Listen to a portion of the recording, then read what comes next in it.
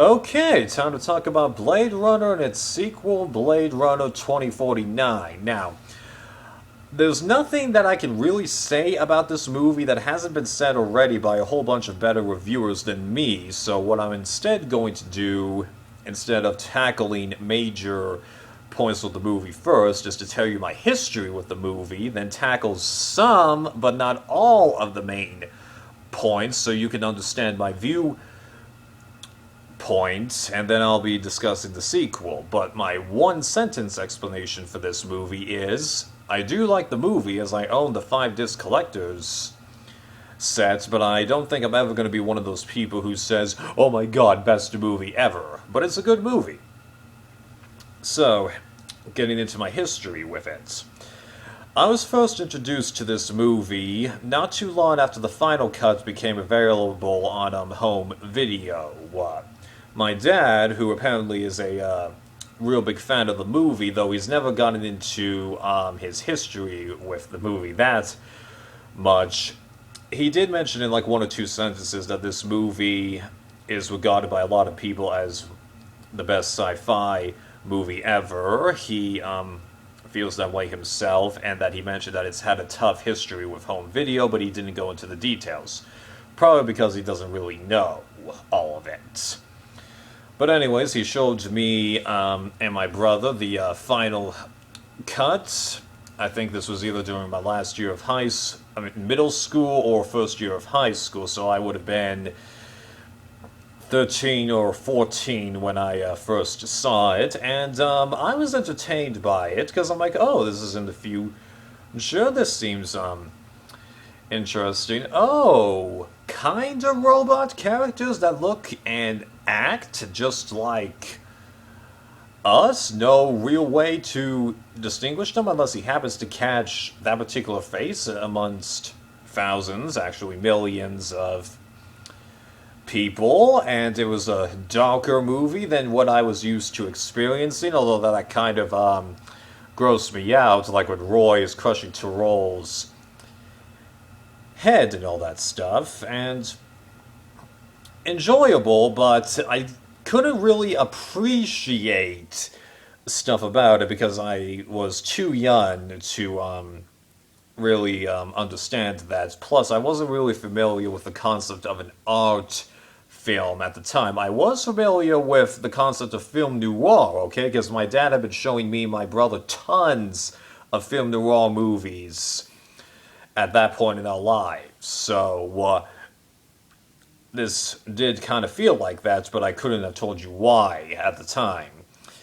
Fast forward to early 2013, I got a desire to watch the movie again, and I decided to actually pick up the 5 disc collector's edition, which I found on eBay for a nice price, because when I buy movies, I try to buy the best edition of all the movies, get all the extras, because I'm an extras guy.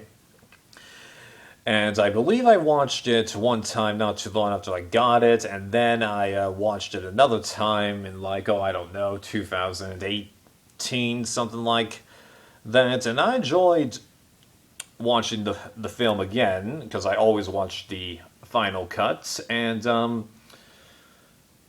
yeah, like I said, I enjoyed it, but I never really got deeper into it. I didn't listen to any of the special features, even though the whole reason I had picked up the 5-disc collector's edition was because my favorite YouTuber, Zarenizarak, had recommended it and pointed out some of the reasons that this movie has had such a tough time with home video and all the various differences. Like, he was the one that first made me start thinking about, is Harrison Ford's character a replicant or not? But I just never got fully into it. But very recently, I got a desire to finally go the distance with the movie, so I grabbed that 5-disc collector's set and watched the final cut again, but this time I told myself I'm watching all the different versions of this movie. I'm also going to listen to the commentaries, and then I'm going to listen to all the special features. And my dad figured out what I was doing, and he told me, once you're done with that, watch Blade Runner 2049 immediately after you finish with that. And I go, okay. So before I started watching the final cut again, I did some poking around to figure out what the real differences were between these versions of the movie, especially since you can't find that San Diego version of it, but it doesn't really matter because two of the free things in there aren't really that big of a deal, because one of the free differences is just you see Harrison Ford loading his gun during his fight with Roy. We didn't exactly need that. And then one of the other two things, I forget which one it is, I'm pretty sure is actually in the final or international cut anyway. So, right.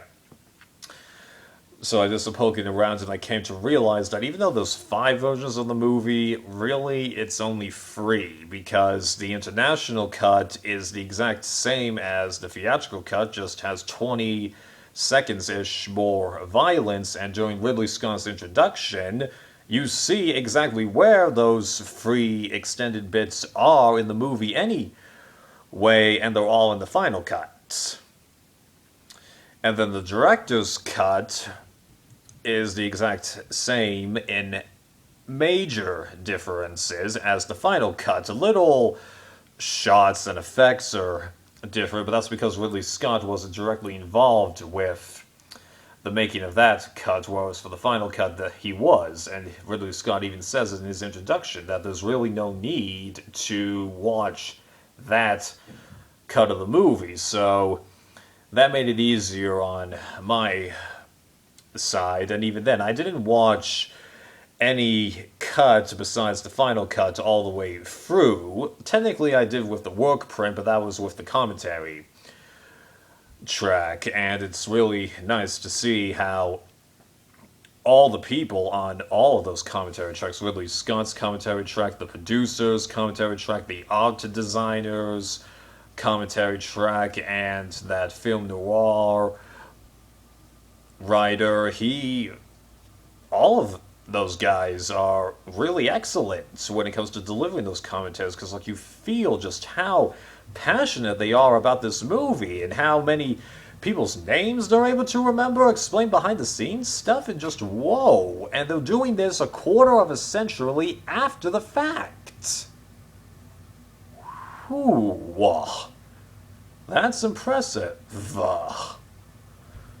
Especially given how this movie was technically a flop, although it did seem like that there were a good amount of people that saw the movie and liked it when it was released in theaters. It just didn't catch on, although as it's pointed out in the special features, you saw what they had to contend with, because they were showing me a list of like 15 different movies that came out in 1982. I'd seen half of the other movies on that list and heard of half of the movies that I hadn't seen. So, that says something. Yeah. So I ended up watching the other cuts and talking about the international/theatrical cut first. What did I think of the main differences between it? I actually do understand why there's a lot of people that like the voiceover, because you arguably get into Harrison Ford's head a lot more. You get a little more explanation for how or why he has all those pictures in his apartments, along with the fact that, you know, Gaff is definitely a pain in Harrison's side. So that's all nice to hear.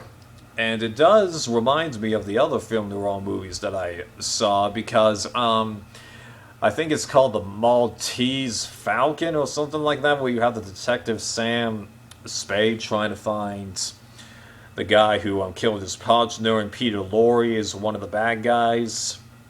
It reminded me a lot of that, and it was kind of nice having that feeling in the movie, especially since if you listen to the special features, you realize that, what's his face, Gianno del Toro, I can never pronounce his first name correctly, he's the director of Hellboy, Blade 2, Pacific Rim, maybe the Hobbit movies. He actually prefers the voiceover, and I understand why he does it. And also, if you watch the deleted scenes that are on one of the other discs, those scenes, like, what's the word I'm looking for? Empower those voiceovers a lot more connections to Harrison Ford's, no, Deckard's wife, and things like that, so you get a totally different feel for the movie, and that's really interesting. Now, do I prefer having those voiceovers in the happy ending? Honestly, no, because they lighten the mood of the movie, because this movie is undoubtedly supposed to be a dark movie, whereas if you've got the voiceovers, it lightens it, but also a bunch of them don't feel needed, if you ask me, because Harrison's already in a couple of them, such as where he's dealing with J.F. Sebastian.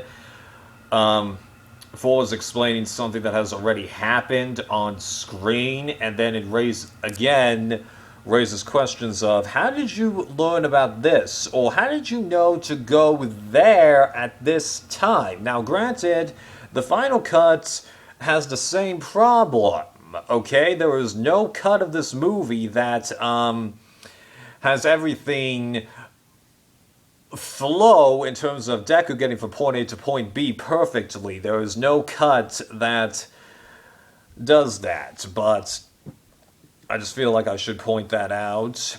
And then also, the voiceovers, they clue you in that most likely Deckard survives. Now, don't get me wrong, there are film noir movies that have them be narrated by someone who dies during the movie. I can think of One Set in Los Angeles right off the bat. I'm not going to say the title because, of course, that would be spoiling the ending, but I'm sure that many of you already know which one I'm thinking of. So, there's that argument to be made, but it takes you a little bit out of the story. It's more like you're watching a flashback, which is not necessarily a bad thing, because those old film noir movies, they made it work, if you ask me. Huh? Worked in The Maltese Falcon? It worked in that other movie that I'm not going to name. Right. So again, I do see the appeal, but I'd rather not have that. And Terrell told Deckard off camera that Rachel doesn't have the thing built in, and yet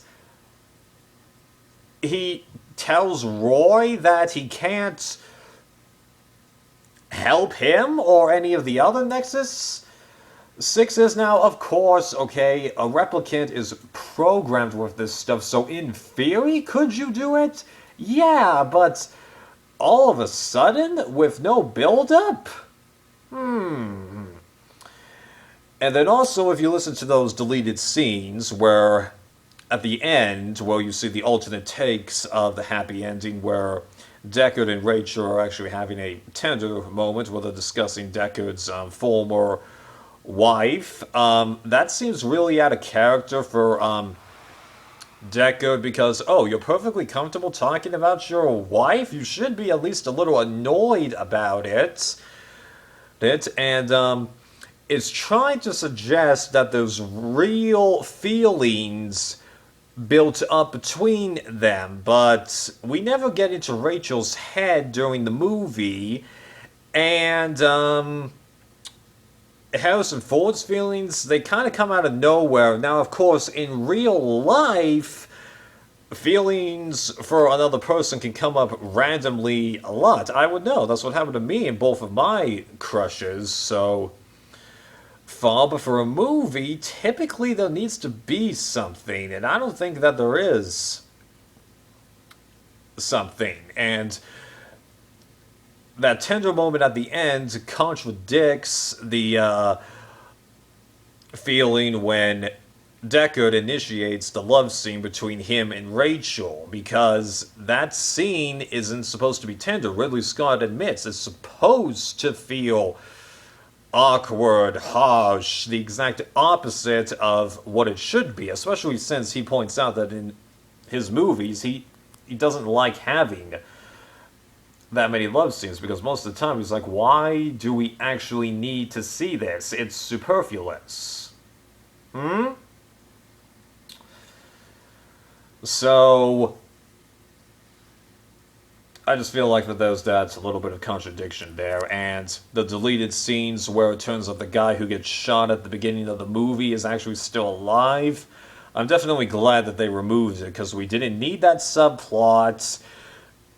Shows that Harrison's character is capable of more tender moments, which feel out of place if you're watching the final cut or the director's cut, and arguably the work print. And it's just better if that guy is nameless. He's just dead.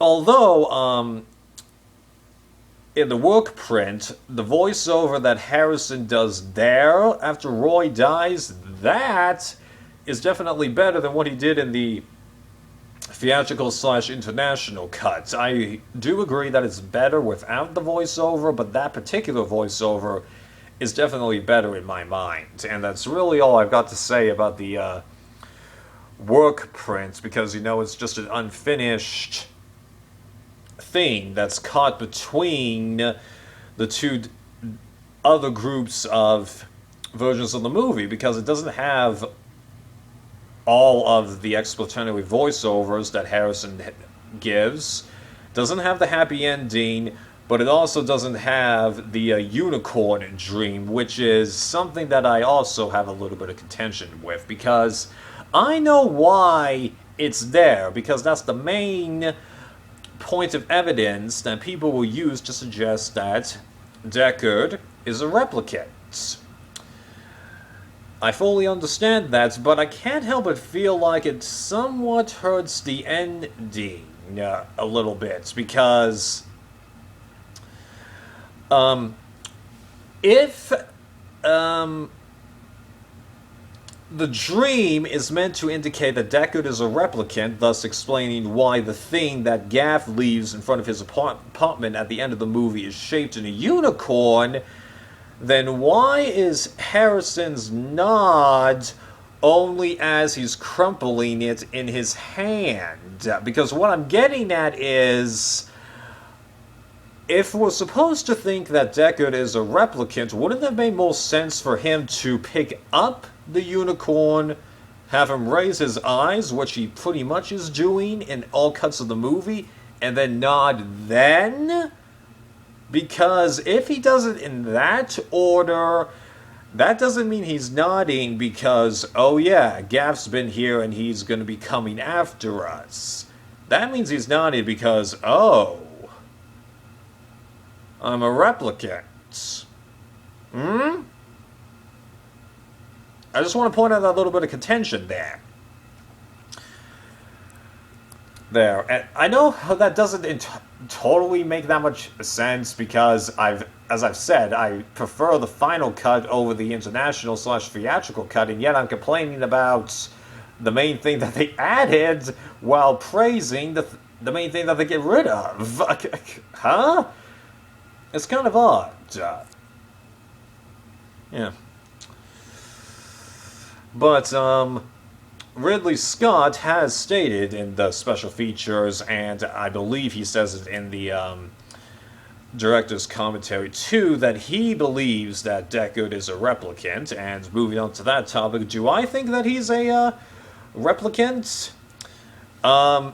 If we're watching theatrical cut, international cut, deleted scenes, and the sequel, no, I don't think he's a replicant. If we're watching the director's cut and the final cut, then I'd say that's what they want us to think, but they're stopping short of actually spelling it out and saying, yeah, you should think that. So that's my answer on the subject. It depends on what version that you're watching. Not the best answer, I admit, but there you go. Whew. Okay, so I think that about sums my thoughts with the original movie here, and since we're at 20 minutes, I better save the sequel for another part, which should be way shorter than this, I hope. Personal rating, 4 out of 5. Critique-wise, 4.5 out of 5. Because there's not much that's, oh my god, bad about this movie, so that makes it pretty easy to get 4 out of 5, and it's not insanely hard to get to 4.5 out of 5, but that last 0.5, oh, you bet it's hard, let me tell you. Well, I think I've only rated one movie 5 out of 5 so far on this channel. Alright, see you for the next bit.